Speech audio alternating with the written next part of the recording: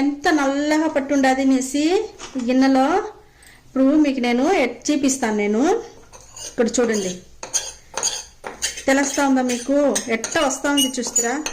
మన instant hair డైకి ఇది చాలా బాగుంటుంది మా. ఇది మీరు చేసి చూడండి, మీకే తెలుస్తుంది. ఇక్కడ చూసినారా మనకి ఎంత వచ్చిండదు చూస్తారా ఈ పొడి.